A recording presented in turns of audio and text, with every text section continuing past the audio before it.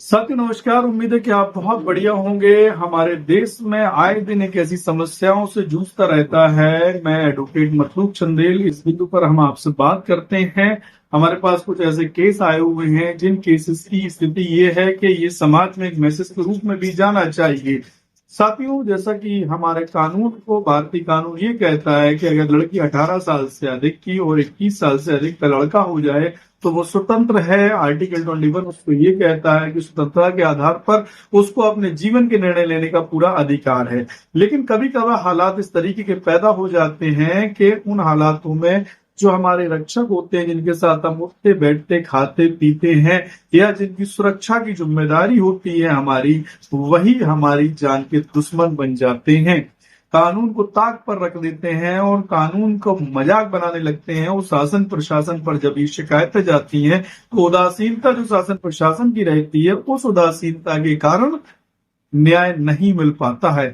ऐसा ही कुछ मामला हमारे पास आया है डिस्ट्रिक्ट कोर्ट उरई जनपद जालौन में। हमारे साथ बैठी हुई एक बहन है जिनको आप वीडियो में देख रहे हैं, उनके साथ इसी तरीके के हालात पैदा हुए।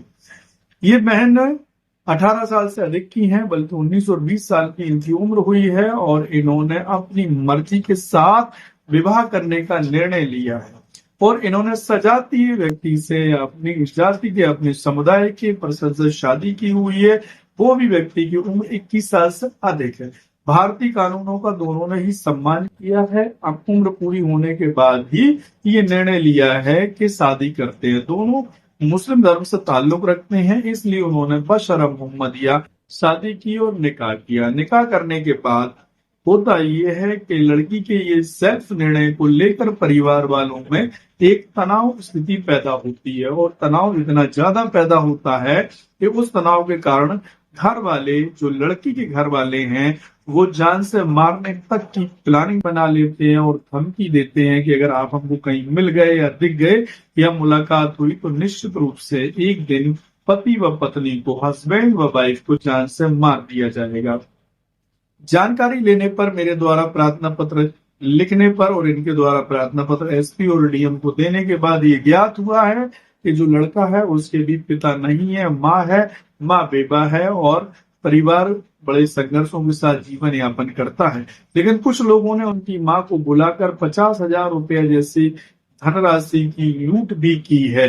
ये भी संज्ञान में जानकारी में आया है, जो जानकारी एसपी और डीएम साहब जनपद जालौन तक भेजी गई है। आज उनकी पीड़ा हमारे सामने मौजूद है, तो मैं ये चाहता हूँ इस पीड़ा को आप लोग भी समझें और इस वीडियो के माध्यम से लोगों तक ये संदेश पहुंचे कि अगर कानून के मुताबिक कोई व्यक्ति काम करता है तो दबाव इतना ज्यादा मजबूत नहीं होना चाहिए जो ब्रेक डाउन कानून को कर दे। कानून भारत का इतना मजबूत है जो आगे मजबूती से काम करता है। इसी सीक्वेंस के चलते हुए हमारे बगल में बैठी हुई बहन से मैं कुछ डिस्कशन और चर्चा करना चाहता हूँ। मैं जानकारी लेता हूँ कि आखिर उनके साथ कौन से हालात अभी पैदा हो रहे हैं। क्या उनका ये निर्णय शादी करने का, बालिग होकर निर्णय लेने का, क्या उन पर ही हावी हो गया है? क्या हमारे देश में कुछ लोग अपनी प्रतिष्ठा के कारण लोगों के जीवन को संकट में भी डाल सकते हैं? देश के कानून को ताक पर रख सकते हैं? क्या शासन प्रशासन का डर उनको अब नहीं रह गया है? लेकिन ऐसे सारे मुद्दों पर हम उनके कष्ट की बात करते हैं, क्योंकि जिस दिनांक से उनकी शादी हुई है वो अपने घर में नहीं रह पा रहे हैं। अपने घर में आने पर जान से मारने के संबंधित बराबर उनको धमकियां दी जा रही हैं और ये कहा जा रहा है कि आप अपने घर पे आएंगे तो मैं घर में आग ही लगा दूंगा। कुछ लोग तथाकथित बोल रहे हैं और साथ साथ वो ये कहते हैं कि आग लगाने के साथ साथ तुम लोगों को भी जिंदा जला देंगे। तो हमारे पास बैठी हुई बहन है, मैं पूछना चाहूंगा, तो आपने अपनी मर्जी से ही शादी की है? किससे शादी की है आपने? अरबाज से। थोड़ा तेज बोलिए जिससे कि रिकॉर्डिंग हो सके। अरबाज से शादी की है, तो दिक्कतें कहाँ पर आई? आपके घर के कौन कौन शख्स आपको क्या क्या धमकियां दे रहे हैं? हमारे घर वाले बोल रहे हैं कि मार दिए जाएगा इन लोग को अगर ये लोग गांव में दिखा गए, तो ये परिवार वालों को और इनको जलाकर घर में मार दिया जाएगा। और मेरे घर वाले बोल रहे थे मेरे पापा मुस्तकीम और मेरे बड़े पापा इनोस और मेरे दादा ताजी, मेरा भाई सारू और मुसब्बर इंसू के कहने पर चल रहे हैं वो लोग। और मुसब्बर इंसू बोल रहे थे कि ये लोग गांव में दिखाए जाएंगे तो ये लोग को जला दिया जाएगा। ये मुसब्बर इंसो नाम के व्यक्ति ये कहाँ के रहने वाले लोग? परवेश और ये कहाँ के रहने वाले लोग? परवेश है ईद का हम्म। और मुसब्बर है डकोर का और इंसो भी है डकोर का। तो इन लोगों ने आपको, आपके परिवार वालों को, किसको धमकी दी? आपको दी है कि आपके परिवार वालों को दी है? सब परिवार वालों क्या और हमको भी दी। क्या आपके परिवार वाले भी इस शादी से खुश नहीं है आपकी?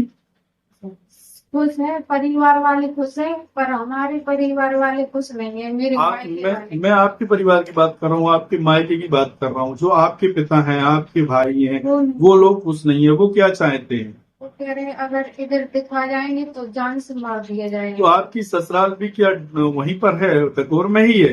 नहीं, हाँ है। जी, अच्छा, वहीं पर है। तो उसी घर में रह रही हैं आप? टकोर में ही रह रही हैं वर्तमान में? डकोर में नहीं रह रहे हैं। कहाँ रह रही हैं आप? अभी हम रह रहे हैं राजकोट में। टकोर में क्यों नहीं रह रही हैं? क्या दिक्कत आ रही है? में इसलिए नहीं रह रहे हैं कि अगर हम लोग रहेंगे तो हमें दिक्कत आएगी कुछ। वो लोग कह रहे हैं मार दिया जाएगा इन लोग को और इन लोग को, लड़की को और उनके लड़का को भी मार दिया जाएगा। और ये लोग दिखा गए परिवार वालों ने। और मेरे पिता ने मारा था, मेरे बड़े ससुर को मारा था। आपके पिता ने? ऐसा कोई मामला चला है क्या आपके पिता के ऊपर? अच्छा, पहले से एलिगेशन, मतलब आपराधिक टाइप के व्यक्ति? सब पर इंसो आते हैं, वो लोग सिखाते हैं, उन्हीं के कहने पे चलते हैं। तो इन लोगों के कहने पर चल रहे हैं, इसलिए आपको जान से मारने की बराबर धमकी दी जा रही है। तो आप अपने मकान में नहीं रह पा रही हैं। आपके मकान में, जो ससुराल का मकान है, कितने लोग हैं उसमें? ससुर भी हैं, सास भी हैं, और कौन कौन है? क्या सास ससुर हैं? ससुर नहीं है, अच्छा। सास बेवा है। ससुर खत्म हो गए। उसने सास से पैसे लिए थे 50,000 और सब लोग ने बैठ के पंचायती में 50,000 उससे पैसे लिए थे। किस बात के पैसे लिए 50,000? ये लड़का लड़की को पकड़ो और लड़का को पकड़ के लाओ और उसका हिस्सा बेच के हमें दो आप। अच्छा, ये पैसा किसने लिया? परवेश इंसो और मुल्लाजीन। मुल्लाजी का नाम क्या है? मुसब्बर इंसो परवेश लिए थे। मतलब कहने का ये है कि ये जो रुपया किस बात के, दंड के रूप में या दांड के रूप में लिए लगते हैं? क्या है कि किस तरीके से लिए इन्होंने, क्यों लिए? दांड के रूप में। अच्छा, मतलब कहने का ये है कि जहां तक की जानकारी हमको मिली है कि अगर ये लोग शादी करते हैं और एक ही गांव में कई से रिलेटिव व्यक्ति के बीच में शादी हो जाती है, तो ये लोग एक व्यापार करते हैं जिनका नाम इन्होंने डिस्क्लोज किया है। ये लोगों ने दबाव देकर समाज में 50-50 हजार, 1-1 लाख रुपए दंड के रूप में वसूल कर लेते हैं और इनके अच्छे खासे व्यवसाय चलते हैं। बड़े समाज में अगर कोई भी शादी सेम गांव में, सेम जगह पर, या कहीं थोड़े बहुत रिलेटिव से जुड़े हुए व्यक्तियों में होती है, तो ये अपना एक ऑर्गेनाइजेशन बनाए हुए, संगठन बनाए, जो अनाधिकृत संगठन है, जो भारत की किसी भी संस्था के द्वारा रजिस्टर्ड नहीं किया गया है।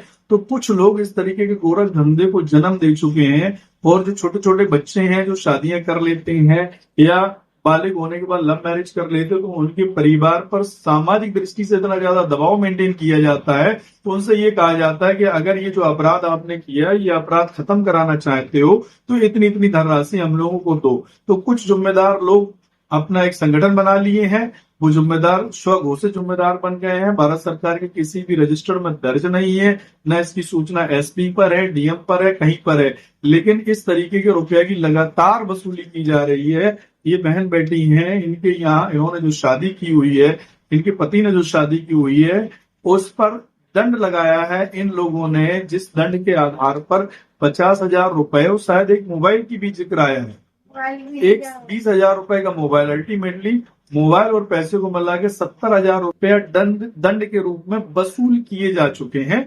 और ये धमकी दी गई है कि आप गांव में रहेंगे नहीं, अगर आकर गांव में रहते हैं तो घर में आगी लगा दी जाएगी और आपको मार भी दिया जाएगा। ये बात सही बोल रहा हूं मैं, जो एप्लीकेशन में लिखी गई है?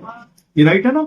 तो ये एप्लीकेशन में मूव की गई बात है। जरा समझिएगा कि समाज में ऐसे लोग भी मौजूद हैं जो अपना ही एक सामाजिक ग्रुप चलाकर लोगों को अनाधिकृत तरीके से लूटने का काम कर रहे हैं।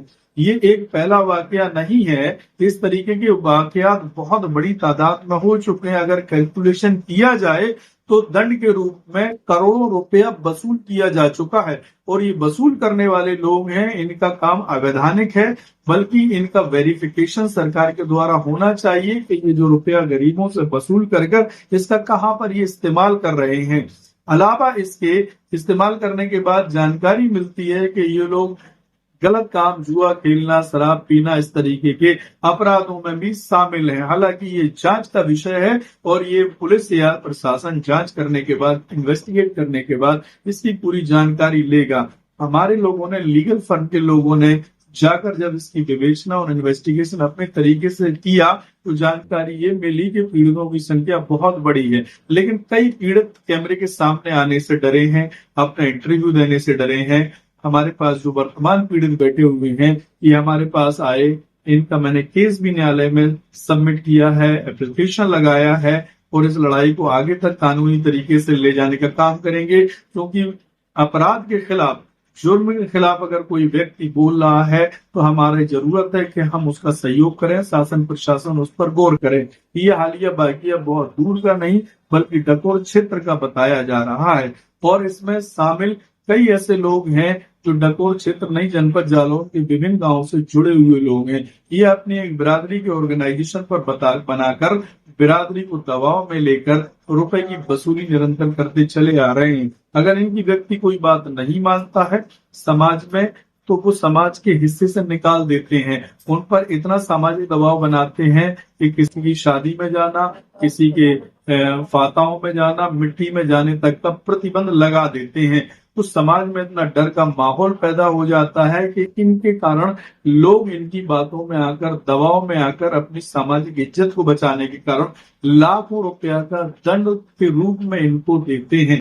इससे इनका खर्चा चल रहा है। सेम पीड़ित ये परिवार मेरे साथ बैठा है, मेरे साथ इंटरव्यू में इनका हस्बैंड भी बैठा हुआ है सामने और इनकी सास भी बैठी हुई है जो मेरे पास मौजूद है। मैं उनसे भी निवेदन करूंगा कि आप आइए वीडियो के सामने, इनसे 50,000 रुपए दंड के रूप में वसूल किए गए हैं। और ये जो महिला है, यहाँ पर आ जाइए आप, ये जो महिला है ये बेवा है और इनकी पिक्चर आप देख रहे हैं, बैठे रहिए आप साथ में।